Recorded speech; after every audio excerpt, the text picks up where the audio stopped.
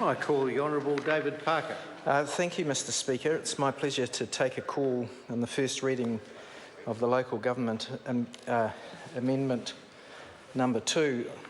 Mr Speaker, for me, one of the most significant parts of this legislation relates to the possibility of using CCOs for shared services across different district or regional councils. I'm personally glad that we seem to be passing the point where we're going to force amalgamations of councils down the throat of populations that don't want them.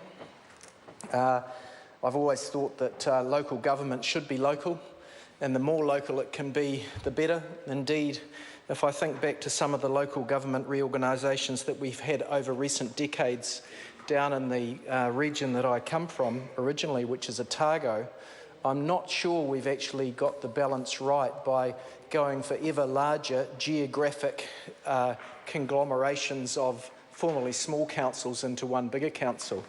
Councils used to be organised effectively relative to geographic barriers, hills, ranges, and they were small enough so that the job of running a council was normally taken on by the most capable people, or some of the most capable people from within those societies, who were willing to pay back their debt to the community by doing some civic service, effectively working part-time for close to free as mayors or councillors.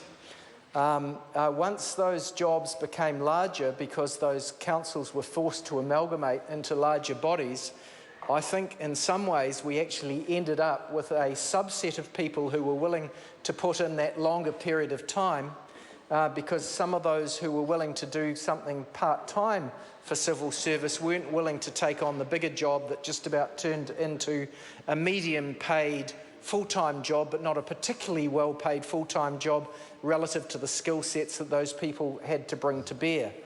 So I'm quite pleased that we might, as a country, be ending the phase where we bring to an end the amalgamation of councils in large geographic areas. I think it's a different case when it comes to amalgamation of councils within a conurbation, a large metropolitan area. I can see why it was wise to bring together the councils of Auckland, which the prior Labour government started a Royal Commission on and the current government finished off. But in respect of rural areas, I don't think we need to have more amalgamations.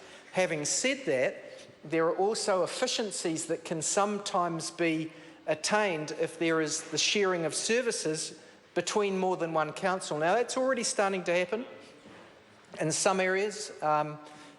In some areas of the North Island, we're already seeing to start the sharing of some services, be those waste disposal services or waste collection services, sometimes other services in the future, I think, like water reticulation, maybe sewage treatment.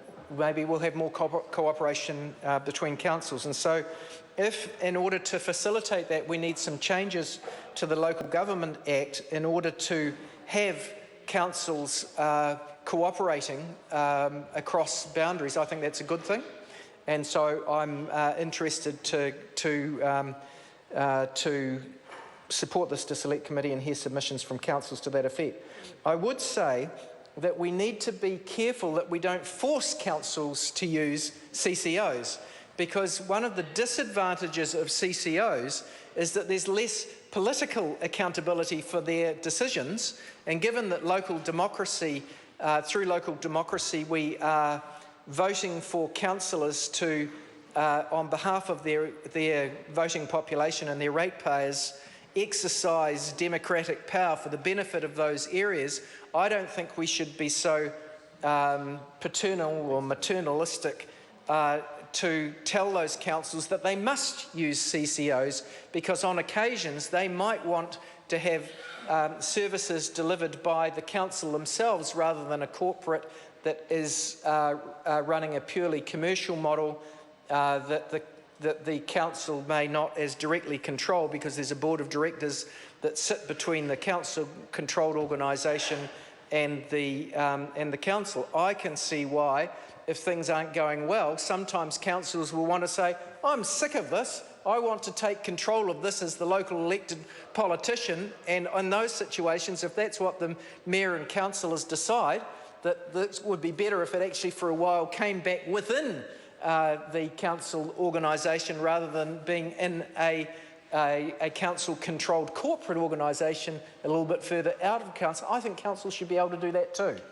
So I'll be interested to check in the select committee that with this legislation we are not imposing through a codified approach the obligation or the ability of a minister by regulation to impose council-controlled organisations, because of course that is what the current government did in respect of the Auckland City. They did legislate that some services had to be delivered through CCOs rather than just could be, and I think that was a step too far. So, Mr. Speaker, for me, those are that is the most important issue that is raised by this bill.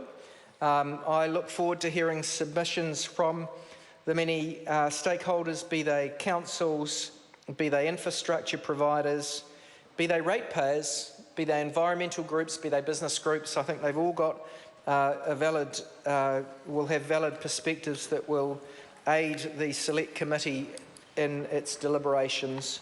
Mr. Speaker, I don't think I've got much to add to it. To that, I look forward to the progression of this through the House. Very good.